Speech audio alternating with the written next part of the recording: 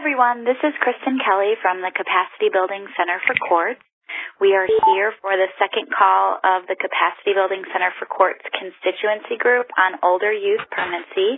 While we have a number of people just joining the call right now and entering the room, I would ask that when you first enter the Adobe Connect room, if you could just type in the state so that we can see who all will be joining us today, and then we will get started in just about a minute. All right, I see a number of you typing your names into the group. Welcome. As I said, this is Kristen Kelly with the Capacity Building Center for Courts. We are kicking off the second call of our constituency group on older youth permanency and well-being. Let me just walk through a couple of very brief logistical points before we get started. The first is that we could ask all of you who are not speaking to please press *6. Just to make sure that we don't get background noise with the call. You've already practiced typing into the chat box for those of us who have let us know what room you're in. But the chat box is where we encourage you to ask questions throughout. We'll be moderating that to make sure that all of our presenters are able to answer those. And just to get started, I wanted to have everyone take a chance to write into the chat box. We know that Halloween is right around the corner. My 4-year-old reminds me every morning at about 6 o'clock. It's the exact day countdown, so we are within a week.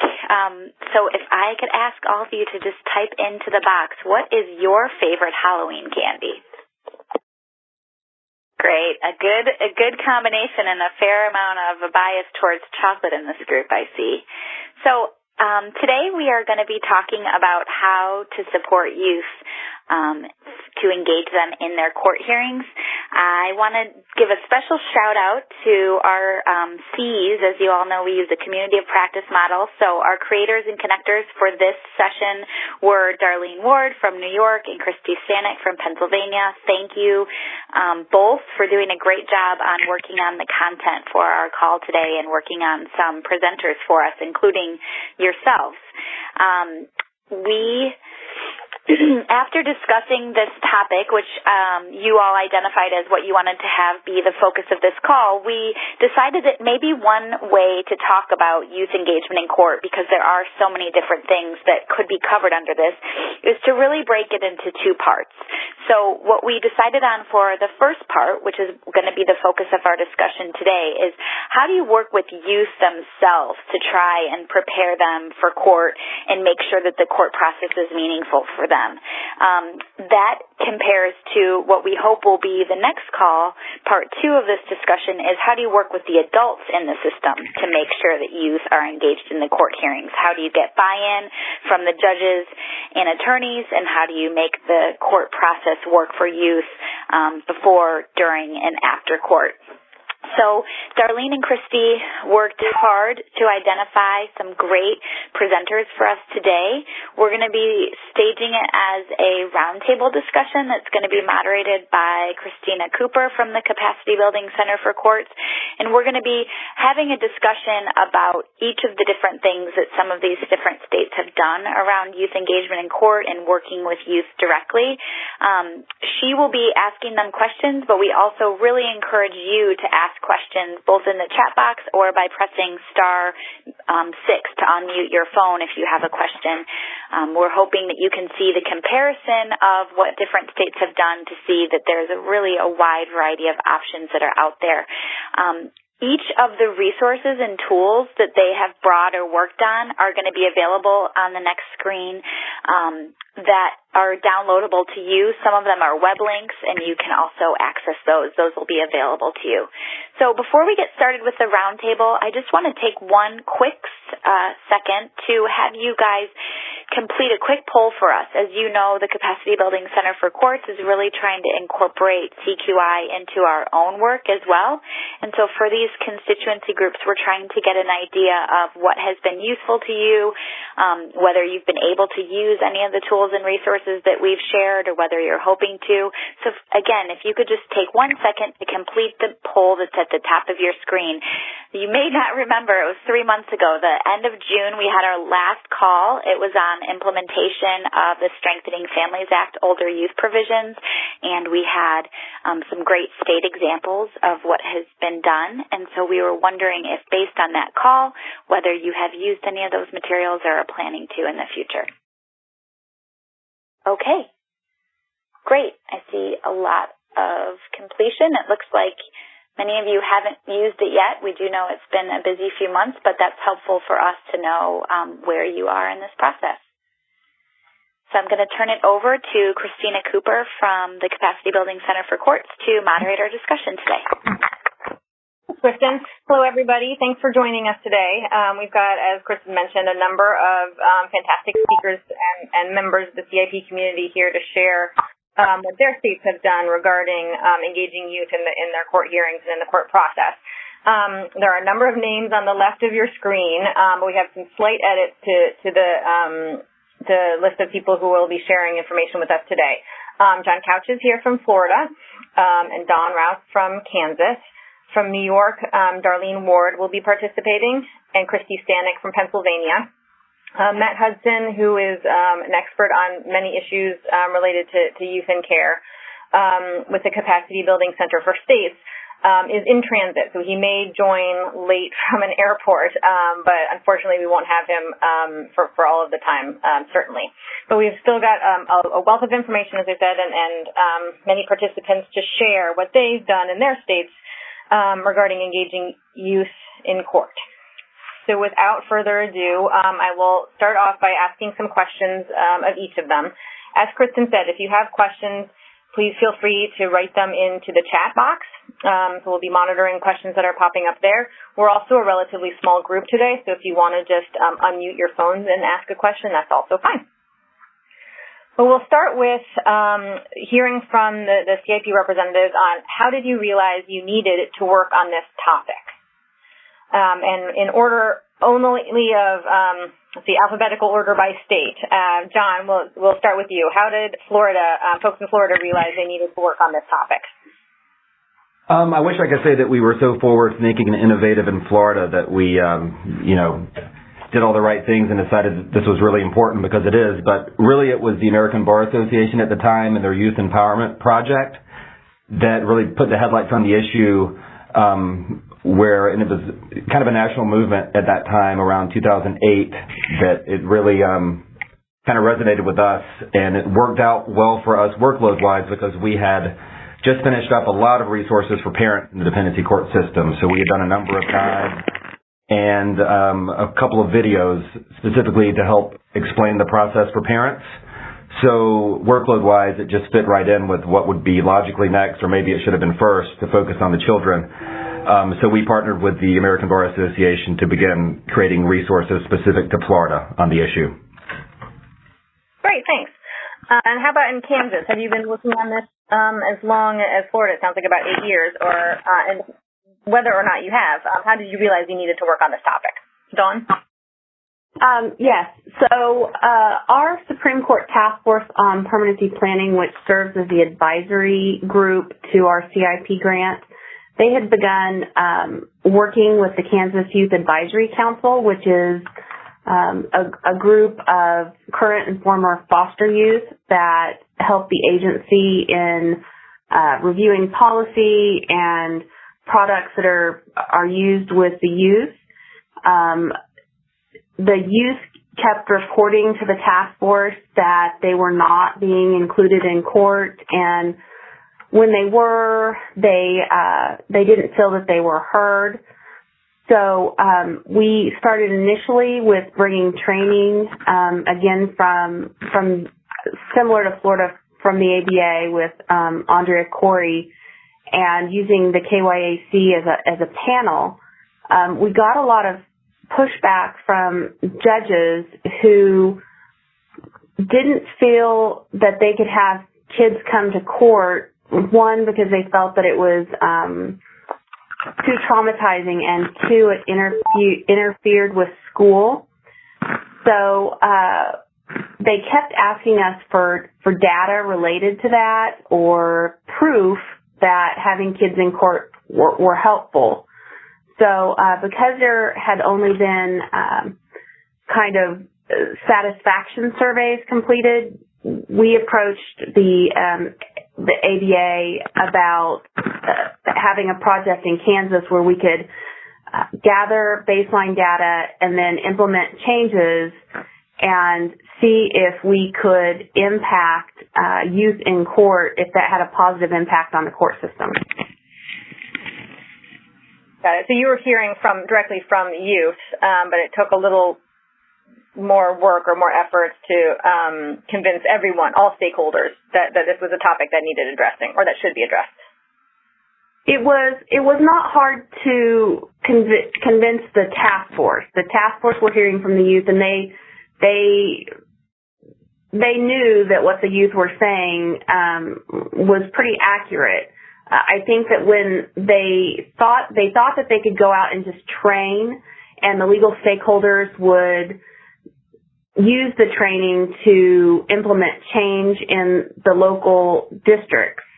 But when they received pushback, they figured that they needed more information or at least data that could be used in the training to show judges and attorneys that this had a positive impact on permanency and well-being for kids. Great. Okay. And we look forward to, in a little while, we'll hear more about what the result of sort of the response, the pushback was in terms of what you've developed and where you've gone since gathering more data and information. Thank you. Darlene, what about New York? How did you all there realize you wanted or needed to work on this topic? Well, I think it was a very similar process to Kansas and Florida, that we were hearing this topic be raised at the national level, and we were certainly hearing it from youth. We have youth speak-outs around the state that were sponsored by our child welfare agency, and we were getting a pretty consistent theme that court was overwhelming, not a welcoming place, not a place where youth really felt like their voice was heard.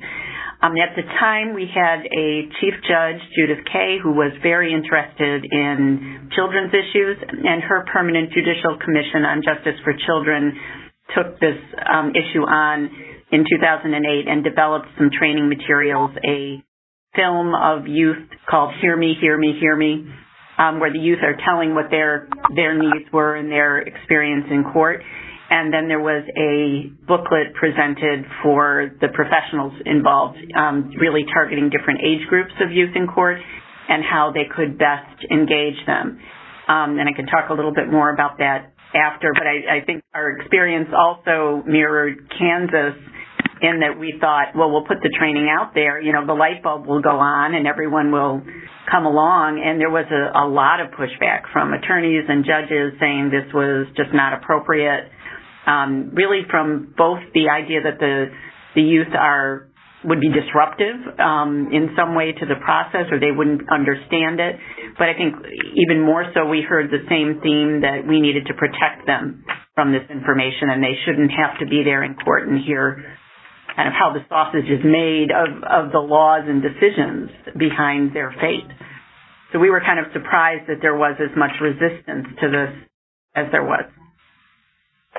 Well, we look forward to the happy ending of what happened after you started engaging in it more. And I'll also note it's interesting that both you and Dawn have noted hearing directly from youth about this. So it's not that it was unusual for people on the court side or in the legal community to be speaking with youth in care or formerly in care. There was already those relationships. There were those relationships that this communication kind of came out of. So it's interesting to note. It's not like everyone was just thinking, oh, we should really ask the youth what's going on. It's more that there were conversations already, and then this court process was highlighted as an ongoing need by them. Christy, what about Pennsylvania? Did you have similar experience coming to this issue? Well, similar, but a little bit different. And in Pennsylvania, we have a 3-tier communication system set up. The first tier being the local level, where locally folks will talk about, leaders locally will talk about what's affecting their area. And then the middle area of communication is like-sized counties or jurisdictions. And so the locals will kind of bring up the common themes. And then the final tier of that communication system is our state roundtable, which is leaders at the state level that kind of get filtered up, everything from the local and the life-size counties in terms of themes. So in 2011, this topic, the youth topic, became a theme that was seen in all of those bottom tiers of communication. So in 2011, our state roundtable, which is convened by our Supreme Court Justice, our Deputy Secretary of Department of Human Services, Office of Children, Youth, and Families, and our CIP Director, Sandy Moore, they convened a transitional youth work group that is co-chaired by a dependency judge, and an administrator. And the membership on that, is many stakeholders: former foster youth, independent living coordinators, Casey family programs, attorneys, etc. And so really it was filtered to that group to start examining the issue. And we looked at things like our number of youth in congregate care, number of youth with the goal of APLA. And also we had been doing court observation. And one of the things that we looked at in our court observation was youth engagement in court. So once we gathered information from that statewide, it was all of those things that told us that this was really a spotlight. And our charge was to examine it and then identify strategies to improve it. Great, thanks. So it sounds like it came sort of from the local level up through the attention of the state level and other stakeholders, whereas in some other states it was coming sort of from both recognition that it was an issue at the national level, and then a mix of hearing from youth on the obviously experiencing this and national recognition. Mm-hmm. Correct. So thank you all. Great. And I will move on to the next question for everyone. Have you developed any tools for youth to prepare them for court? So before they're actually going into the court hearing, helping prepare them. If so, can you tell us about the process, how you could make sure that the youth could access these tools, what challenges you saw either to developing the tools or having youth actually use them? And if you do have these tools and you overcame any challenges, have those tools made a difference in terms of the level of youth engagement or anything else? Don, we'll start with you from Florida. Okay.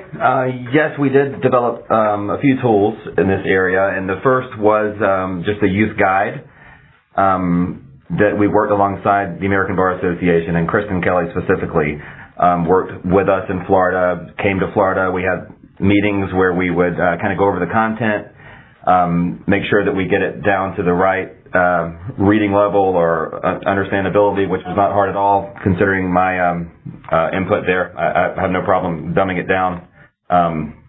So we did a brochure, and with that we disseminated to all of our different courts where judges would hand it out. We did a little bit of work reaching out to the community-based care agencies, which in Florida, case management is privatized, so we don't have a central child welfare agency, but we have lots of local agencies we have to work with.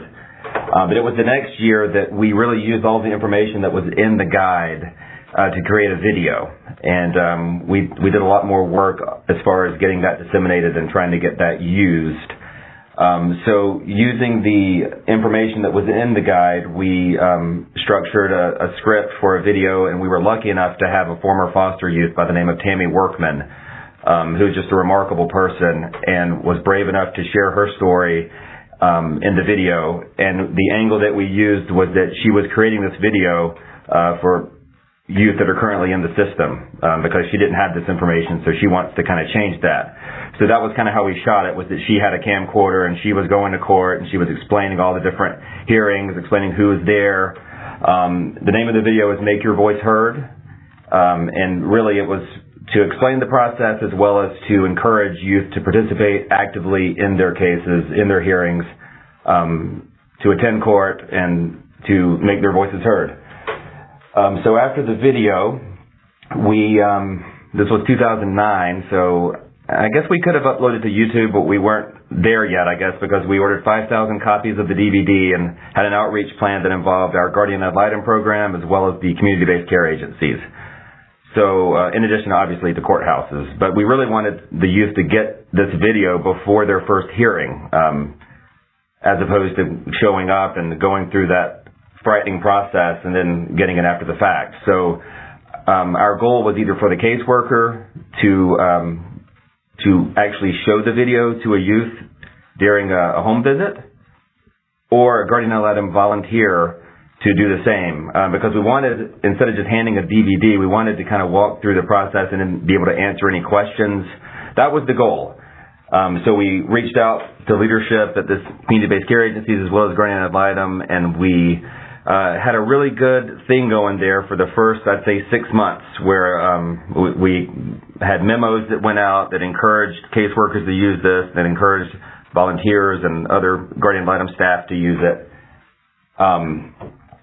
And then about a year or two later, we kind of upgraded the guide and transformed that into a comic book.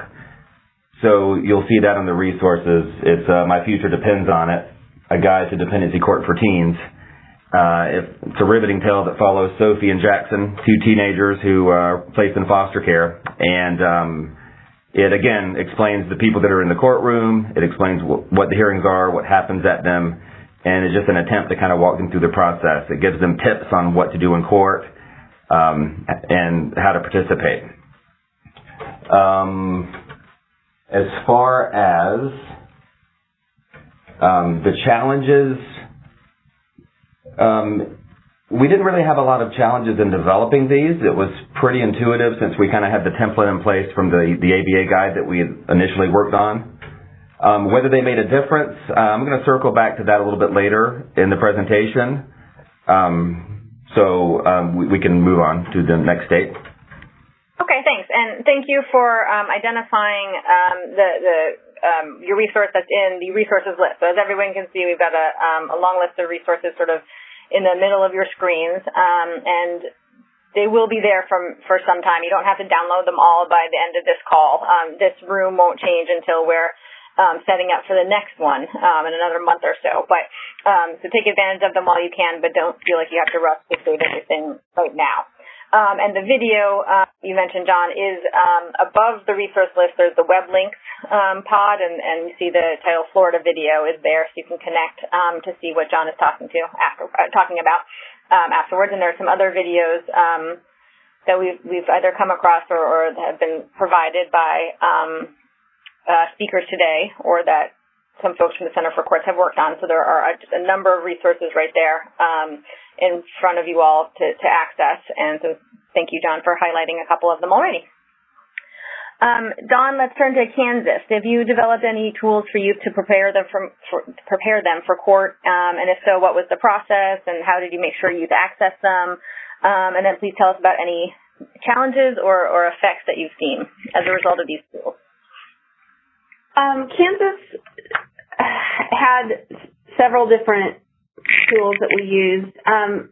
The first is, and you'll see in the resources several things that we developed a packet, and the packet contained a youth-friendly notice, a youth bill of rights that was developed in partnership with Kansas Youth Advisory Council and the Department for Children and Families, a youth calendar, and a Kansas Youth Court Report. That packet was actually handed to each of the kids by the judge when they attended court. And the judges were not really trained, but kind of came up with their own method of handing those reports out. We had one judge that actually did it after court and would sit down with the youth and go over what was in the packet. We had another judge that would hand out the packet to the youth and then let the youth ask questions if they had any. If the youth were not able to go to court, either the CASA volunteer appointed to the case or the guardian ad litem reviewed the packet with the youth. I'm going to focus a little bit more on the youth-friendly notice. Those were developed jointly with the Kansas Youth Advisory Council and the judges because they were questions that the judges, or information that the judges wanted answers to. and then we ask the youth on how that should be posed to them so that they could best understand and answer it. Now, I will tell you that the youth understand that they do not have to fill out that report for every court date. They can use it as a tool as far as, I know for certain that the judges are going to ask me these following questions when I come to court. They also know that if they have something going on, like a track meet, a volleyball game, student council, a trip, something that they have decided they do not want to miss out on, they know that they can answer those questions and submit it to the judge prior to the court date so that they don't have to choose. We very much wanted youth to have a choice in how they provided the court the information that the court needed. We also had a training that we did for each of the youth, but I think that's more for, and I'll talk a little bit more about that under one of the other sections. Is that about get it? There were several parts to that question. Yeah, okay. It was a multifaceted question, and you hit all of them. Thank you. Christy, how about you? Does Pennsylvania have any tools for youth to help prepare them for court? And if so, can you try to answer all the questions that are rolled into that in terms of the process and making sure you've accessed them, any challenges you ran into, and any effects that they've had on the practice or on youth engagement in terms of whether it's made a difference? Sure. Yes, and I purposely set up the first question by letting everyone know how the transitional youth work group was convened, because anything that we do with regards to our older youth goes through that work group. So any of these guides were developed by or cleared by the youth work group. So in 2012, we created flyers for resumption of care, just to educate youth on how they can stay in the system or resume care if they should leave. Those were distributed statewide, and again, anything that was created had youth involvement. Our youth advisory board, former foster youth who are now professionals working in the system who are on the group as well.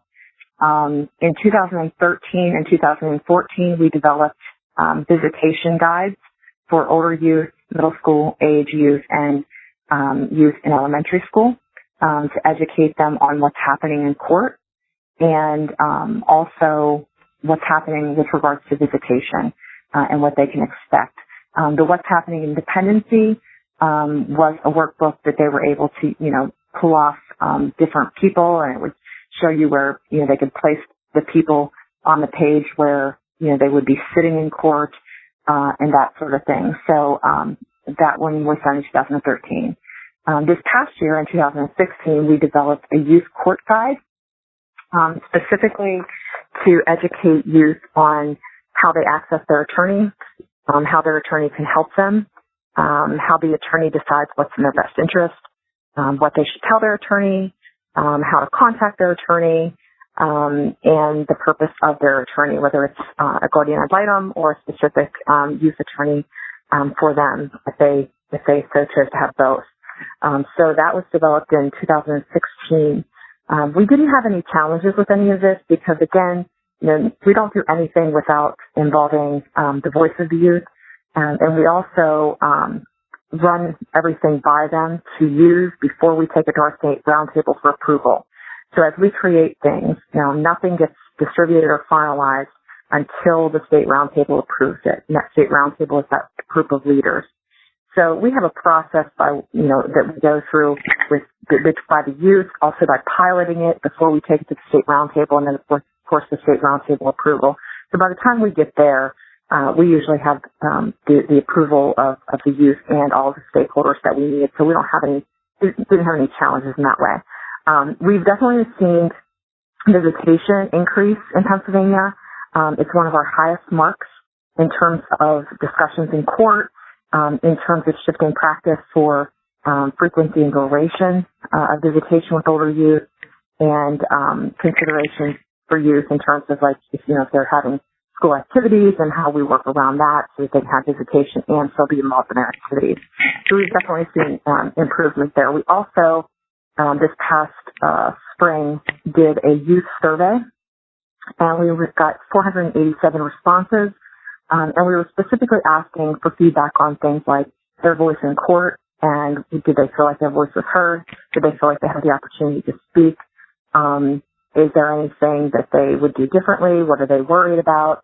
So we really, are they involved in age-appropriate developmental activities?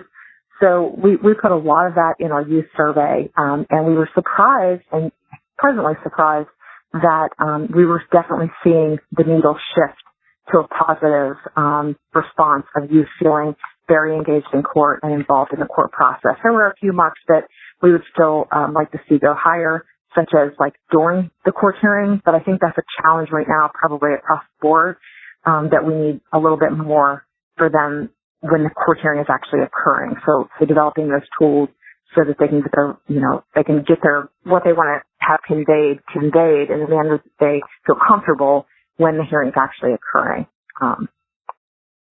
Does that answer your question?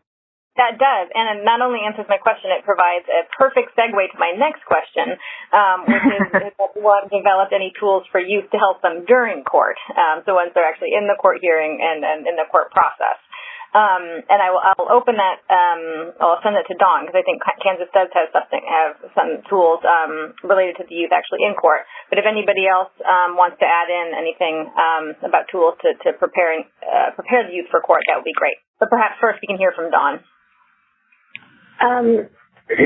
Yes, so we developed the youth court report, and it goes over and it will help the kids prepare for court and know what the judges are going to ask. I will say that the feedback that we got from the youth was that it was a little bit like homework. So they weren't thrilled that they had questions that they had to answer, but once they knew they could use it just as something they could read ahead of time and take with them to court to have in their hand, they did much better with it. And that's kind of where our, even though it's not during court, but where our youth training actually became very helpful, was helping. It's not just about the resource that they can take into the courtroom with them. They really need an explanation and kind of just a process overview. We also developed a youth court calendar, and that calendar is not only a calendar, but it has the definitions of everybody's role. It has a place for them to keep names and phone numbers of individuals that that are involved within their case. And then with that, we tried very much to make it very nondescript so that youth were not afraid to carry it around with them. It does not identify them as a foster youth. So they could use it for a lot of things. They can use it for their school calendar, but then also bring it to court. And we have had judges tell us that when the youth come to court now, they bring their calendar, and when the judge says, okay, so let's get our calendars out and schedule the next hearing, the kids get their calendars out to schedule the next hearing. So they are very much a part of the process, and having those tools help them feel a little bit more confident in being involved in that process. And are you seeing, I mean, I imagine with them being able to write down the hearing date right away, are you seeing increased attendance by youth in court, or has it remained about the same because you've also done a lot of work to prepare youth for court? In the unique thing about Kansas, and we'll see now that we have the strengthening families that we pulled through in our Child in Need of Care Code, but in the rural, urban, and frontier courts that we implemented the project, we did see an increase. But I will tell you that I can't attribute that increase to the tools, because when the judges signed on to the project and started to see or feel that their decisions were better with the youth input, their expectations were that the kids come to court. There were very few quote unquote excuses that they would be okay with for kids not being there. Got it. So there are a number of factors, probably including that one, leading to more regular youth participation. Right. Great, thank you. And so I jumped on Christy's comment to provide that segue into the other, my next question, but are there any questions either from the group who's been listening, and thank you, April, for sharing some tools from New Mexico. Does anyone else have either questions about the tools you've heard about or want to offer specific tools from your own jurisdiction? Or do the people who have been speaking want to mention anything else about tools that have been prepared to help the youth prepare for court before we move on? This is Darlene. In New York, we have had a number of our local CIP counties have done regular youth orientation sessions where they bring together the youth of all ages who are in foster care and kind of walk them through the court process. They have a panel of judges and attorneys and court officers so they can hear what everybody's role is. And that we've found has really helped the youth feel less intimidated by the court process. So we have seen an increase in those counties where they've had the regular orientation. And do all youth go to those orientations in those jurisdictions, or is it just, is it something they have to do, or something that they're offered, or is it a certain age range? No, they're all offered it. They don't all attend, but we've had generally pretty good attendance from the youth in court, the youth who have cases before court at that time. Great. And that actually provides, I'm sorry, somebody else go ahead? Yeah, I was just going to say, this is more of an indirect preparation, and I wasn't sure to raise it or not, but I think it's at least important to have a mention. I'm sorry, this is Christy from Pennsylvania. In 2015, the Legal Representation Work Group, which the ABA, Mimi, participated on, we developed standards of practice for parent attorneys and guardians ad litem. And in doing that, honing in on the guardian ad litem, one of the things that we discussed and we put into the standards was this need to really prepare with the youth prior to hearing. And that's because we were hearing so much from youth that were saying that, A, they never talked to their attorney until 5 minutes before they were walking into the hearing, and that their attorney didn't know them, and that they just didn't feel like their attorney was prepared to present their case. So recognizing that, we really did a lot of work in the Legal Representation Work Group, even before the standards, of providing trainings to guardian ad litems across the state, and asking the judges to make at least the first training of that mandatory.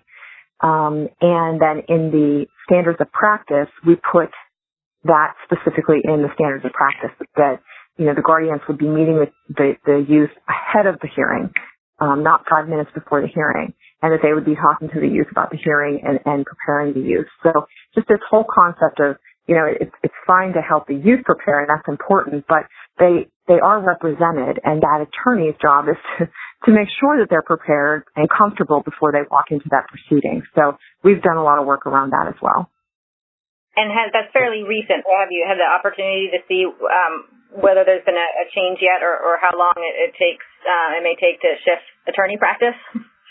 We've been working on that since 2009. So I think that was captured in the 2016 survey. I think that was all part of, I think it was a combination of not only the tools that I mentioned, but also the trainings that we have been providing to the attorneys as well. Great. And Christy, there was one question for Pennsylvania. Did you say your state roundtable has a youth member? We have work groups from the state roundtable, and those work groups include older youth, as well as former foster care youth, when appropriate. So in other words, we have some work groups that are more specifically for like training judges and things like that it wouldn't necessarily pertain. But when we have work groups that are to create something for the youth, we always have the youth present. Great, thank you. And I just wanted to throw something in there. This is John from Florida. In addition to our work preparing youth for court, we kind of had a dual track going where we were preparing judges for youth being in court, which was a pretty tall order in some parts of our state because there was a decent amount of resistance to the whole concept. We did eventually get everybody on board from the judicial side of things, but we had a series of retreats. We had regional retreats throughout the state devoted to children in court, where we had a panel of former foster youth. We showed the video that we created, and we had, I believe, Kristen, you were there to facilitate a discussion, just an open discussion of judges about youth's participation in court. So I just wanted to add that in there. Great, thank you. All right, I have questions to follow up on that, but I'm going to shift to another question for the states. And I think a couple of you have already touched on this, but did you do any training for youth? And if so, what was the most helpful and what didn't work? And it sounds like there have been a few different methods of doing that. I mean, Darlene talking about sort of at the local CIP level in New York, and we've heard a little more from others. But would any of you like to share what more specifically you did in terms of training for youth? Dawn or Darlene? This is Dawn. I was hearing a lot about judges and GALs, and we also in the three areas train the judges and GALs, but we did not have anything. We knew how to train the judges and GALs because that's what we do.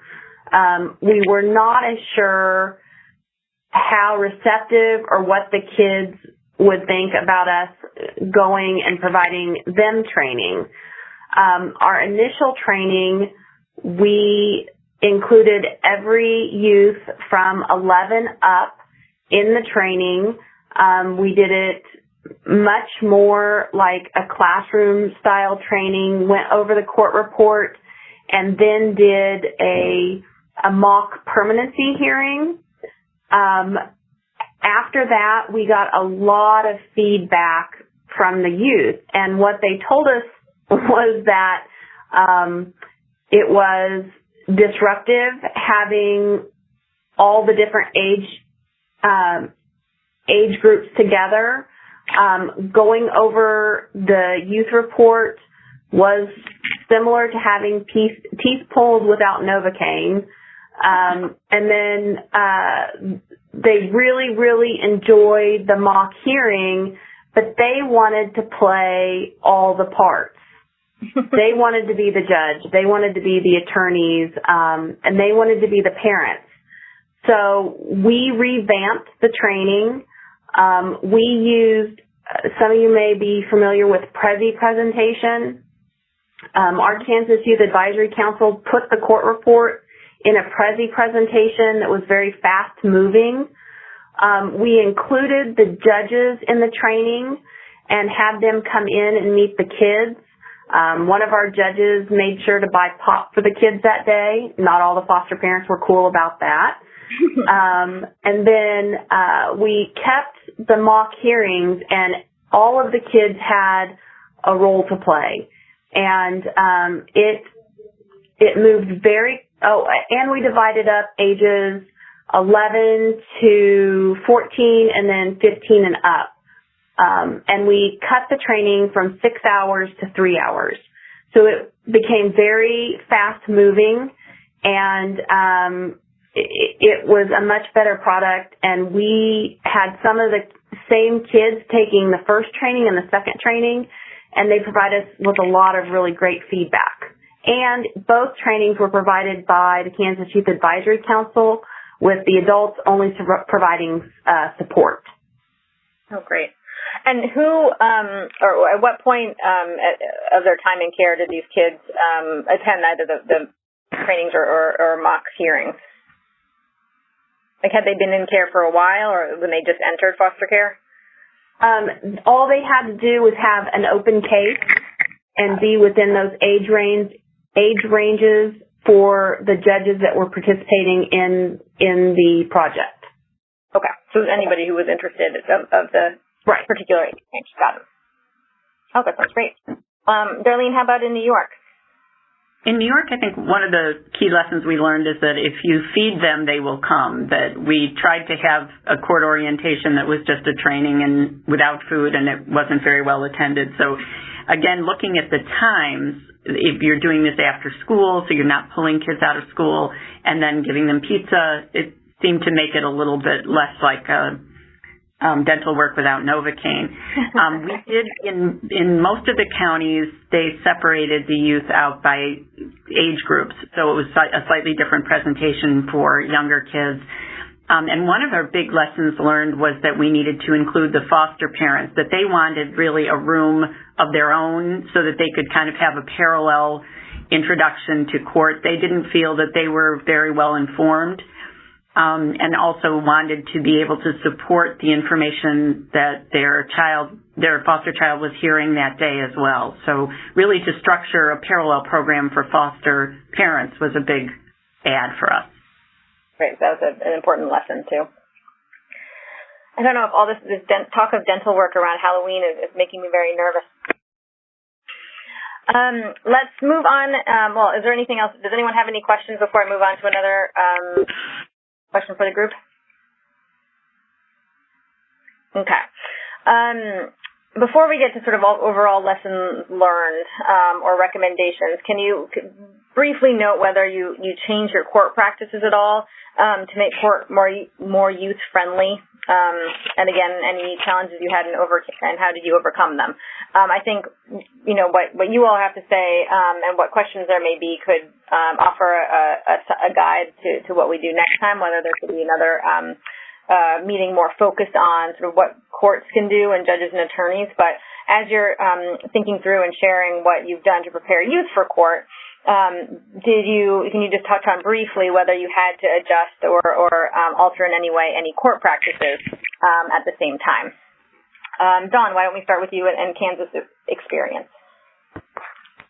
One of the big lessons, I guess maybe I should start with, because we had 3 different specific types of courts, and what I mean by that is the number of hearings that they're addressing at any given time vary quite a bit between the urban, rural, and frontier court. So each of them made changes to their court practices based on the number of hearings that they have to get through in a day. What I will tell you is the first lesson that we learned is that this takes time. That for courts that it's very much form over function, you have to actually want the information or get the information from kids in a different way than you do the people that do this for a job. So I got a call within the first week from my urban judge, and he said, the last permanency hearing I had lasted over an hour. And so he knew that he needed to change his calendar very quickly to allow for the time for the youth to speak. Also, judges in Kansas have a tendency to leave the kids ask the kids at the very end of the hearing what they think or ask them questions, and the kids felt that was because they didn't care what they had to say. So we talked to the judges about letting the kids know that the reason, because this is the accurate reason that the judges give, is that they let the kids go last so that they can hear everyone in the courtroom and then allow them to address so they actually get the last word. And explaining to the kids that is a very important place to be, getting to have the last word. So it was a very big deal. We also worked with the judges on asking specific questions. It is not okay to say, so do you have anything to add, Johnny? The judges need to ask very specific questions, and that's kind of where our court reports came in, so that not only did the kids know what to say, but the judges consistently asked the same questions. Thank you. Darlene, how about in New York? Did you have to change any court practices as Kansas did to make it a little more youth-friendly? Yes, I think in a similar vein, giving the judges some guidelines of questions to ask. There's a link in the resources to a publication called Tools for Engaging Children in Their Court Proceedings that the Commission developed in 2008. And it goes through, by developmental stage, different ways to engage a youth in court. So certainly the expectation was that the professionals need to up their game in order to make it a more welcoming environment for youth. I think the two other things have happened in New York, and one is that some counties have developed a bench-wide memo creating the expectation that youth will come to court. And that really there needs to be, especially for youth over the age of 7, that there needs to be an explanation as to why the youth isn't there. So that was a culture shift, particularly in that county, and a few other counties have followed suit. I think one of the things we had found in our court observations is that it varied significantly by judge personality, how much the youth were present and welcomed in court. So by doing the bench-wide memos, it really kind of took out some of that variable. Some have not had it be at age 7. They have had the presumption of age 10. But in New York, we instituted legislation last year that went into effect in June of this calendar year, where all youth have a right to be in court, and there does need to be more clarity as to why the youth wouldn't be present. So those are probably the most significant adjustments that we've made in terms of court practice. Okay, thank you. And Christy, has Pennsylvania seen any similar adjustments in court practice? Yes, we've done quite a number of things. We started, one of the first projects that we did back in 2006 was create a bench book, which was written by judges, for judges, on each proceeding, key things happening in dependency. It wasn't a regurgitation of the law, but it was a practical how to apply it in day-to-day practice terms. It's a very good resource not only for judges and hearing officers, but also for attorneys. And we call it the cheat sheet for child welfare because it really kind of helps them see what each judge is focusing on. So in 2014, that book was revised, and it includes now a section on children in the courtroom. 1, talking to kids in the courtroom, and 2, children as witnesses.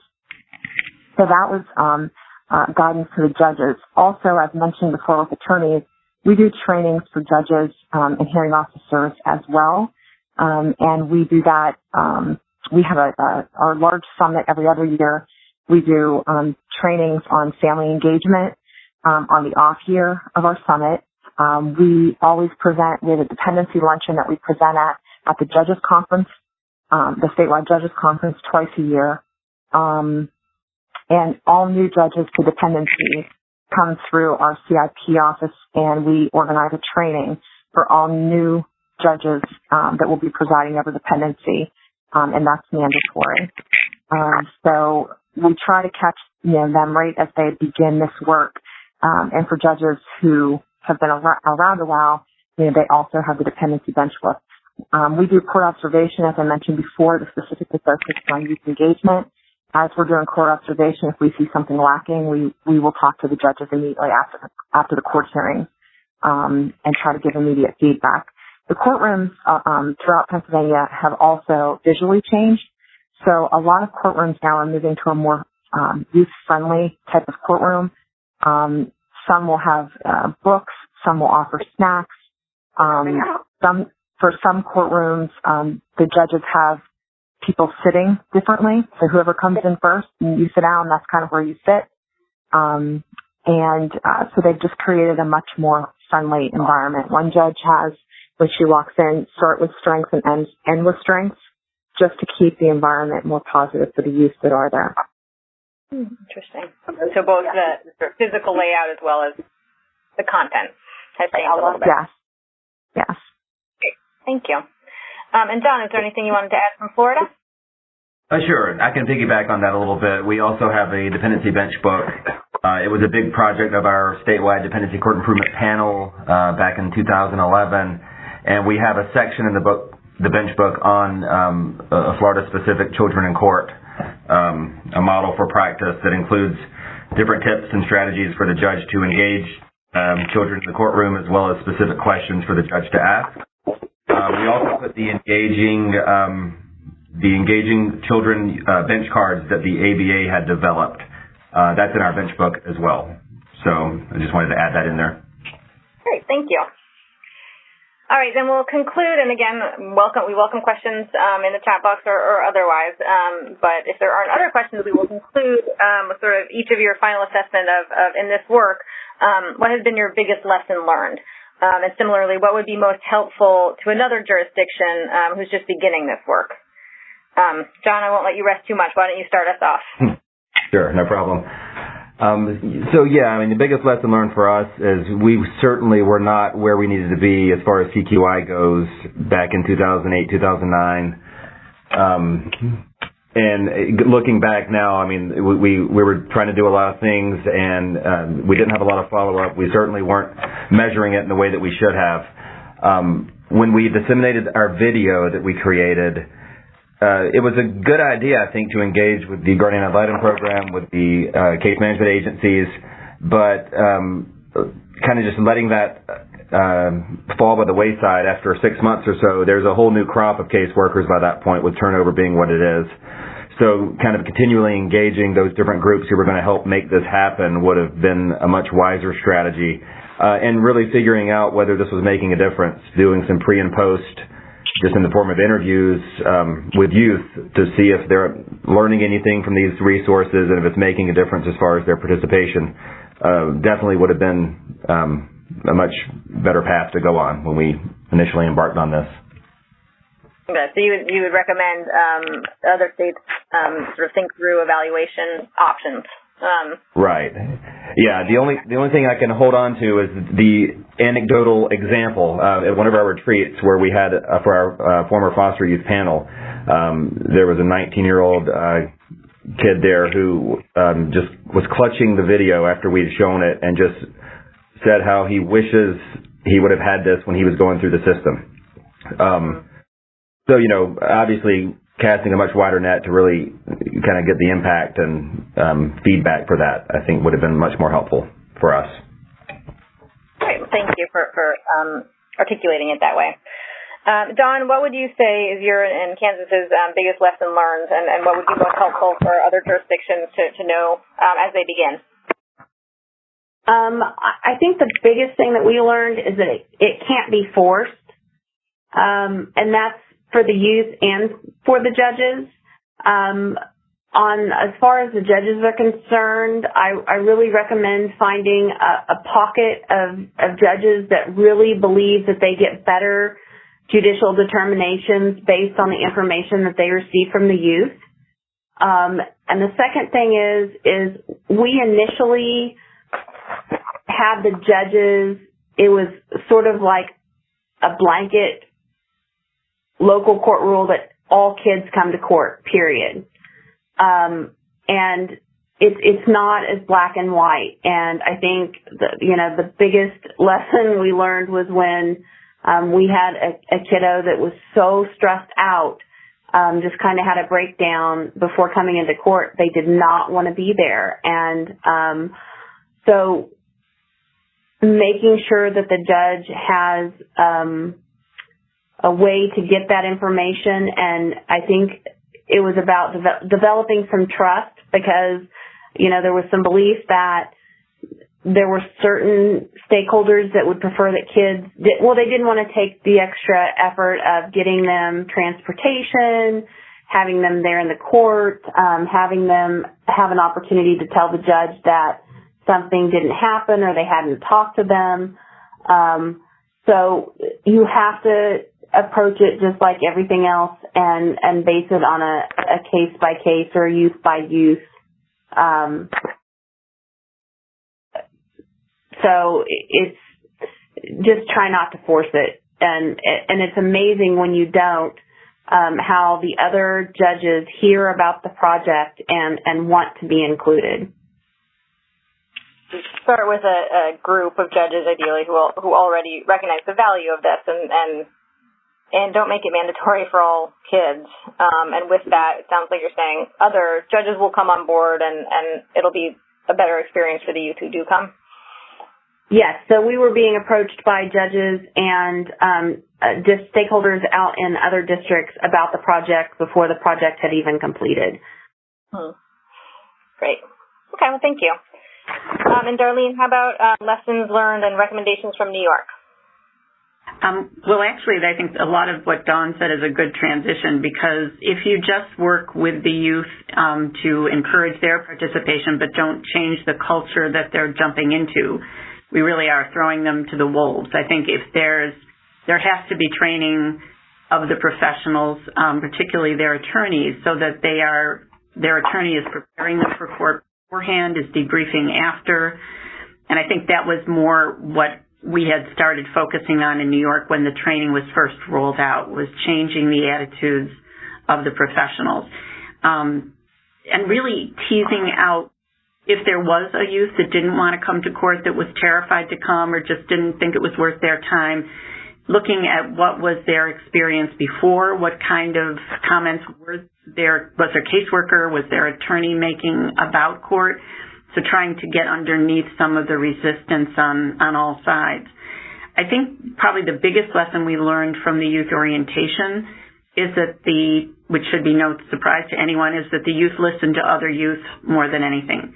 And when they had their peers saying that they had felt that they made a difference in their case outcome by being present, that was the biggest incentive they had.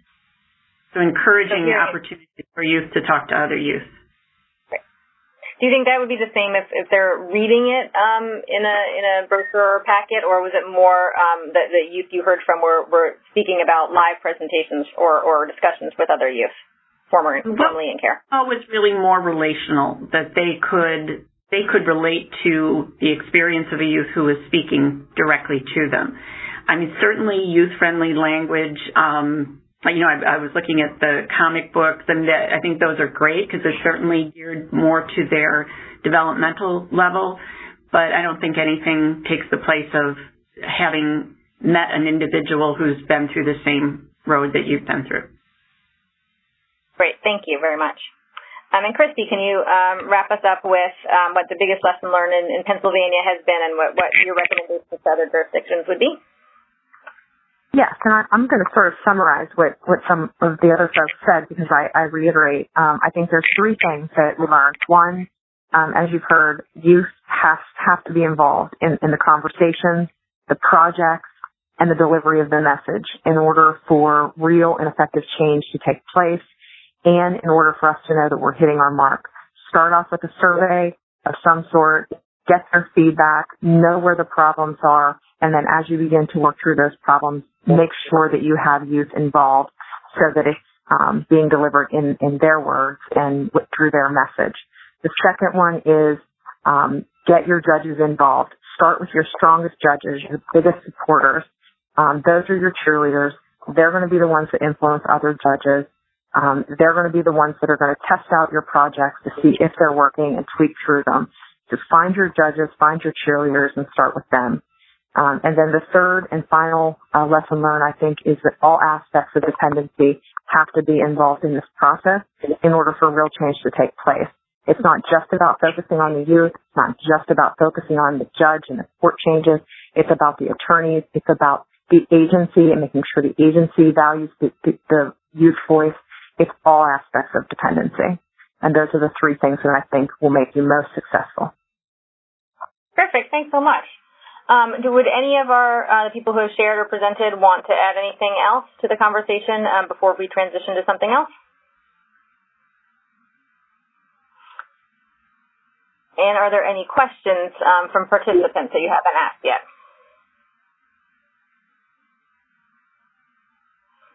All right, well, thank you so much to our JP representatives from Florida, Kansas, New York, and Pennsylvania. You all were very helpful in presenting all this information and sharing it. And I think possibly the longest list of resources I have seen on an Adobe Connect call. So thank you for all of that. And again, people access these resources anytime. They'll be up for probably a couple more weeks, and then you can contact anyone, any of our presenters if you need the information again or if you have any questions after the call. And if that's all from our presenters, then I'll transfer things back over to Kristen. All right, thanks. And thanks so much again to the presenters. That was such valuable information. This is something that I know you all have been working on for a long time, and I think you provided information for people at any stage, people who are just beginning to focus on youth engagement in court or people who already have been doing it. It's always great to learn from other states what is out there. So thank you all so much. So I want to take a second to, again, thank our creators and connectors this week, or for this session, Darlene and Christy. You really pulled together all the content. You pulled together a great panel, so I want to thank you. In the planning for this call, as I mentioned at the outset of this call, we really broke up the topic of youth engagement, thinking that we'd spend this first call really delving in deep to what tools and resources are out there and what states have done to work with youth on trying to engage youth in court, and we were thinking that then a future call could be about the topic of working with adults, so helping to get the buy-in and then also helping to actually prepare them to have youth engaged in court. Another topic that I think we all heard about today and that we'd also talked about in the planning of the call is the importance of using CQI in this process. So how do you make sure that you're sort of evaluating youth engagement in court and making sure that it's actually meaningful? So I was hoping that we could just take a moment, because this is a community of practice model. You all really are driving the content. Could we take a minute and just have all of you vote about what you'd like for the topic to be at our next meeting? I broke down part 2 and part 3. I think that we could probably combine those if we wanted also. But feel free to vote for what you think would be most beneficial so that we can have that drive the topic of the next meeting. I'm just going to give you another couple seconds to complete. All right. By my count, it looks like there's still a majority focus on this youth engagement in court idea. Between either part 2, which is the professionals involved, and then part 3, which is sort of CQI, I am going to propose that we try and combine that and touch on both of those in the next call. If we end up having too much content and have to break it out, we can, but I'm hopeful that maybe that we can touch on both pieces of that and have our next call be around youth engagement in court. So now comes to everyone's favorite point, which is that we need to pick our C's for next time. The C's, as you know, the creators and the connectors are what we're looking for. Creators are who are going to be really coming up with the content and identifying exactly what we'll be talking about. The connectors are the ones who will be reaching out to potential presenters or trying to identify other people who might be involved. So could I ask for some volunteers? Darlene and Christy, it's such a fantastic job. I hope that you can convince everyone that it's not too heavy of a lift. We at the Capacity Building Center for Courts are really here to help with all the logistics. We're just looking for people that are going to work on the content, work on who potential people to be involved could be. So if you could type into the box, if you are willing to be a creator for the next call, please type your name in. The timeline, just so that you know, we had agreed for this group that we want to be meeting about quarterly, so it's probably going to be in January. You have a few months, lots of time to work on the content. Please type your name in if you're willing to be a creator or a connector for our next call with the topic of youth engagement in court. And this is Christina. I'll note, you may remember that almost all our presenters touched on the topic of changing court practices and training judges and attorneys. So creators and connectors have an easier job than average because 4 people have already identified themselves as knowledgeable in this area. So all you have to do is request that they come back and present again.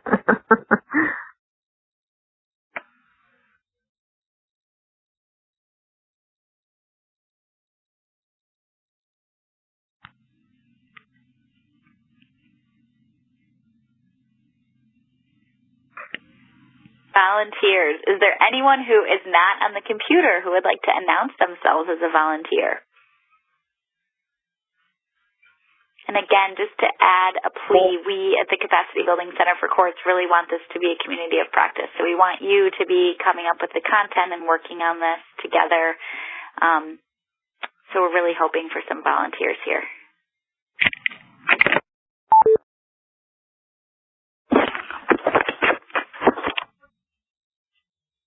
All I keep thinking of is Bueller.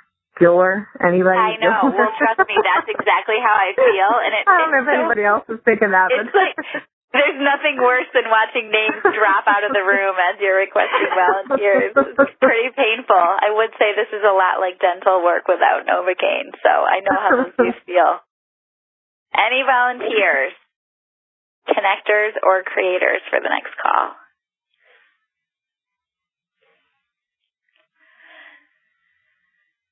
I'm happy to help you, Kristen, if you don't get anybody, but I don't want to keep, Is this Christy? Since this was a part B, yes. All right. Yes. Thank you, Christy. Certainly let somebody else do it, but since this was sort of a continuation of what those of us that have been working on this one started, I'm happy to help you if you can't get anybody else. Thank you, Christy. Thank you. A little bit of Novocaine in my life. This is Darlene. I'd be happy to consider this part 2 and continue. Thank you both. Anyone else in the group that would like to participate? Okay. Well, I think that we have a good start then for the next call. We have Darlene and Christy, our A-plus students, who are going to be working on the content for the next meeting. The topic that we've all decided is working on sort of part 2 and part 3 of youth engagement in their court hearings, how to work with adults to support youth engagement, and also how do you incorporate CQI into that process.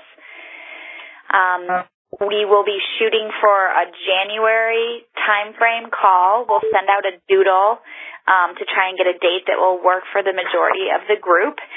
Because Darlene and Christy are going to be working on this content, if any of you or any of your colleagues have anything to share or think that you might be a good presenter on the next call, please feel free to send an email.